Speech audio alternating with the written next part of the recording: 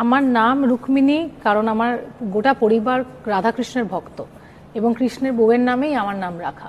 এবং ছোটবেলা থেকে আমি মায়াপুরে যাই এবং সেখানে যখন 4 বছর বয়সে সব বাচ্চা বাচ্চা মেয়েরা গোপী ড্রেস পরে নাচতো, রাধা সেজে নাচতো, আমি বলতাম যে না, আমি সাধুদের মতো সাজবো। এবং আমি চৈতন্য মহাপ্রভুর বেশে, গেরুয়া বেশে ওরকম সেজে আমি দুহাত তুলে লাফিয়ে লাফিয়ে হরে কৃষ্ণ কীর্তন করতাম সে মায়াপুরে মন্দিরের মধ্যে।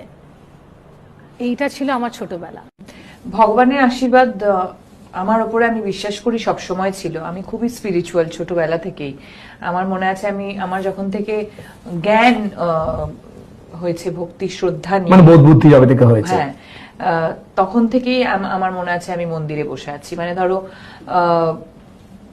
মানুষ ছোটবেলায় মা বাবাকে মিথ্যা কথা বলে সিনেমা দেখতে যেত বা বন্ধুর বাড়ি চলে যেত, আমি মন্দিরে যেতাম।